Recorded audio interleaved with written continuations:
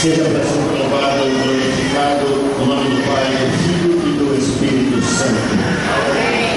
Aí eu saúdo a todos com a paz do Senhor. A igreja pode sentar. Estou comum, mas eu estou muito alegre esta noite. Mas Deus sabe a alegria e o gozo que vai à minha alma por estar aqui contigo pela primeira vez. Apesar de eu conhecer o querido pastor Pedro da Luz há bastante tempo, já estivemos lá no açude seco. Recentemente estivemos ali em Ano Bom, lá com o pastor Edson, e hoje quis o Senhor que nós estivemos ali participando dessa alegria, quando a igreja comemora 47 anos. Nós estamos dizendo ao pastor Pedro, principalmente 3. Principalmente 3. Louva a Deus pela missionária Lili, sua família, todo o ministério desta igreja. Graças irmãs abnegadas, a união feminina que é a mola, depois do Senhor Jesus Cristo, é a mola da igreja. Acho que nenhuma igreja sobreviveria se não fosse o trabalho das irmãs, né? E Paulo não ia ficar calado na igreja, né? Eles não sabiam que estava perdendo. Graças a Deus, irmãos. Quando eu cheguei aqui, irmãos, eu vivenciei o Salmo 126. Porque disse que foi lido nesta noite e tomado como tema. Foi lido, eu vou repetir. Quando o Senhor trouxe do cativeiro os que voltavam a Sião, estavam como os que sonham. Foi assim que eu me senti quando eu vim essa noite. Parecia um sonho. Eu vim no Rio de Janeiro pensando uma igreja no bairro, né?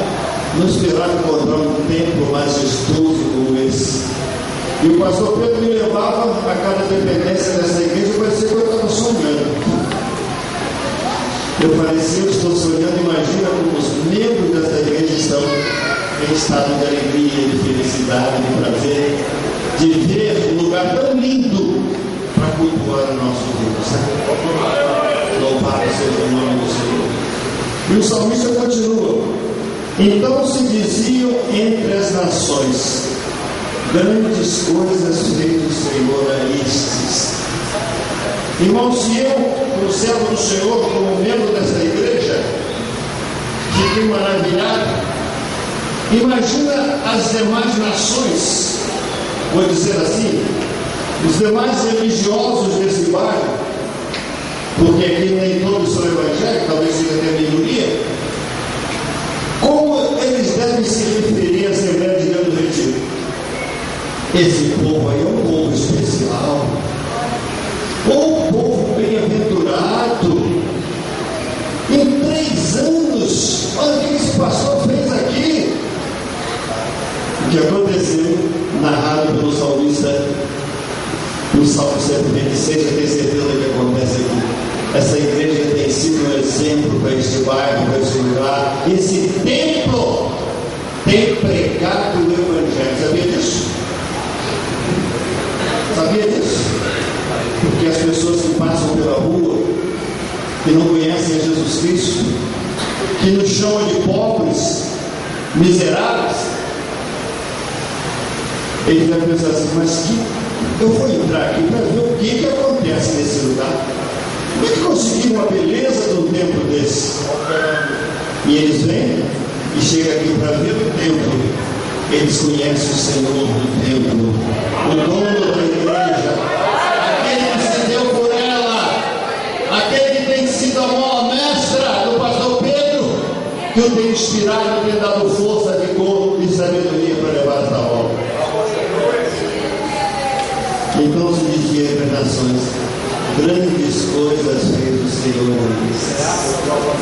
Sim, grandes coisas fez o Senhor por nós, e por isso estamos aqui. Tem alguém alegre esta noite? Glorifica.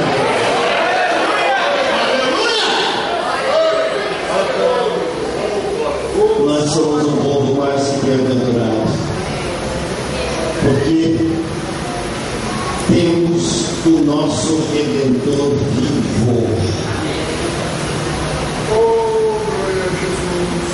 Eu gostaria primeiro de falar um pouquinho sobre aqueles que levaram a preciosa semente, gemendo e chorando. 100 anos, eu estou a metade, estou há 50 anos nesta caminhada, mas há 100 anos, 2 abnegados servos do Senhor pisaram em terras brasileiras, trazendo a primeira Assembleia de Deus. Imagine, irmãos, quanta luta, quanta dificuldade, quanta incompreensão, quanto sofrimento, mas estavam trazendo a preciosa semente. Gunabim, Daniel Berg, Samuel Listro, todos mais fizeram prosseguimento. Eu fui amigo e aluno de um dos desbravadores, chamado Lourenço Ouço. Ele não pegou dos 100, mas dos 50, ele entrou em cena e deu 40 anos de serviço às Assembleias de Deus no estado do Rio de Janeiro, lançando essa preciosa semente. E sabe o que nós somos, igreja? Nós somos os molhos com os quais eles trouxeram, fruto do seu trabalho, fruto da sua pregação, fruto do seu testemunho, fruto das suas vidas para com Deus.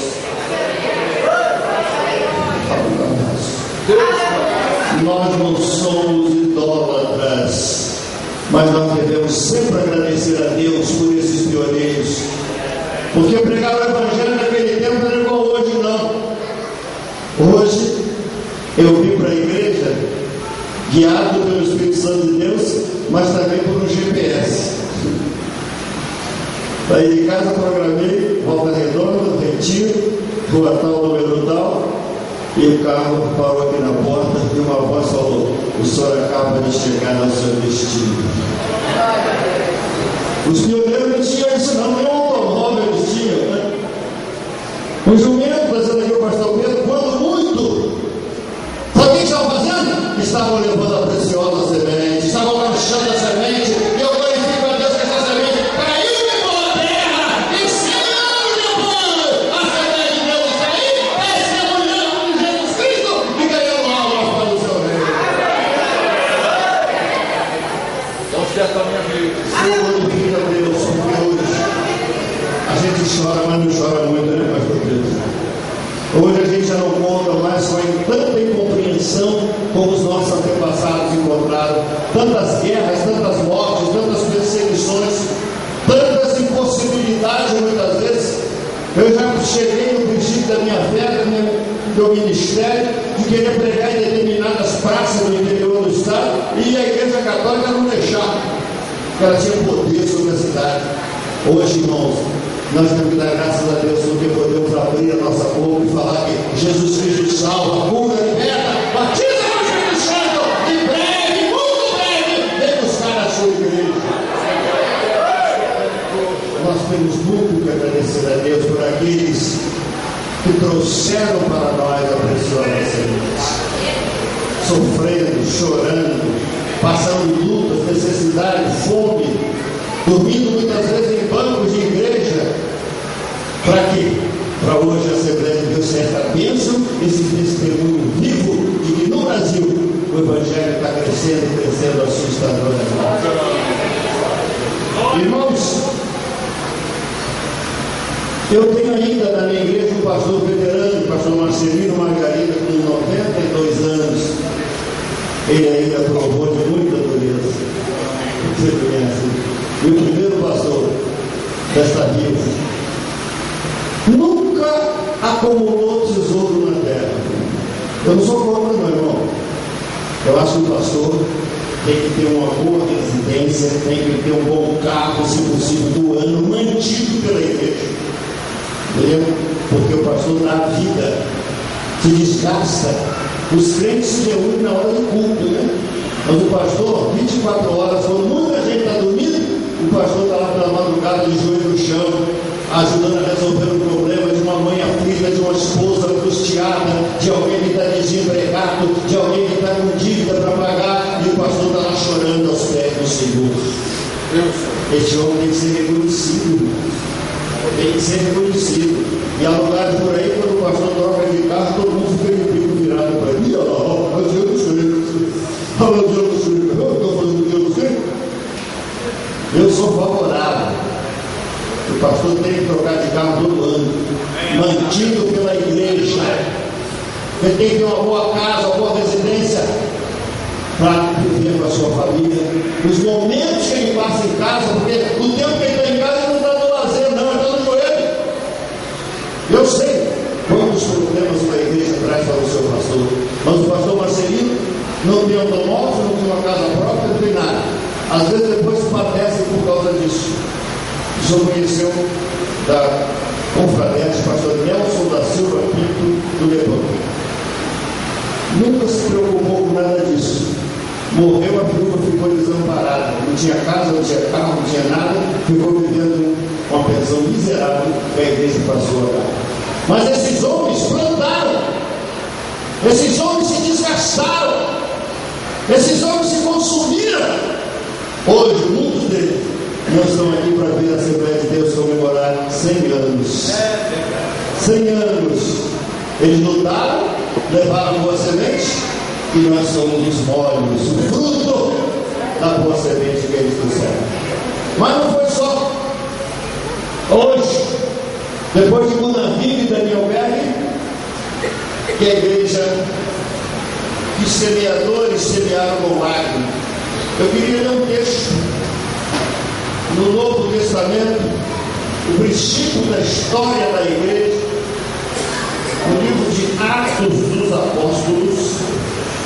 Quando a gente fala no livro de Atos, a gente pergunta assim: quem foi que escreveu o livro de Atos? Não tem aqui? Não tem? Mas todo mundo fala assim: foi Lucas. Amém? Foi Lucas? Foi Lucas? Não, foi Lucas mesmo.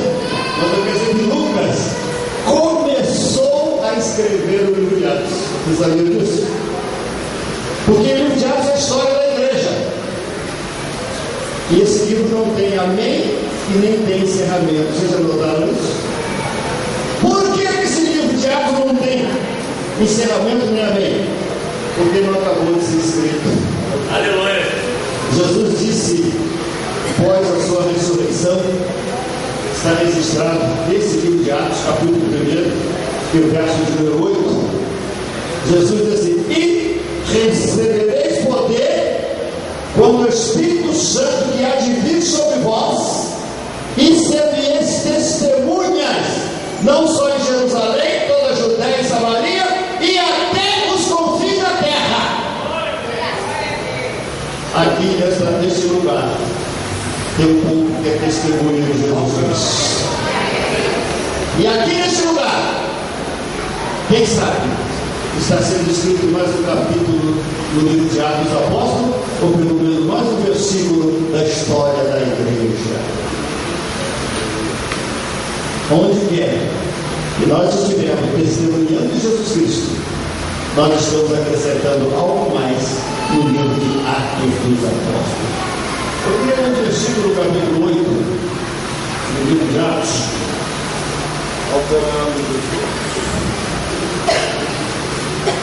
Diz assim a palavra do Senhor: e também Saulo consentiu na morte dele, Estevão, né? E fez-se naquele dia uma grande perseguição contra a igreja que estava em Jerusalém, e todos foram dispersos pelas terras da Judéia e de Samaria, exceto os apóstolos.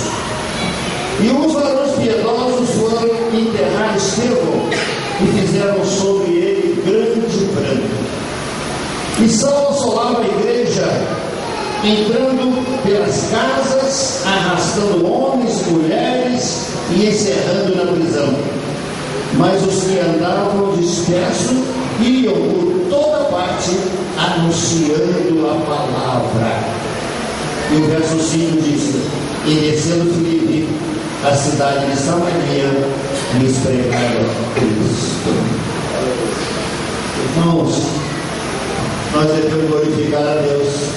Se sofremos hoje alguma perseguição por parte da mídia, por parte da TV Globo, Rádio Globo, Jornal Globo, não é nada com relação ao que sofreu a igreja primitiva. Como diz aqui, Saulo tinha consentido na morte do nosso irmãozinho Estevão. Estevão morreu por quê? Era bandido, assaltante de banco, pedófilo, traficante?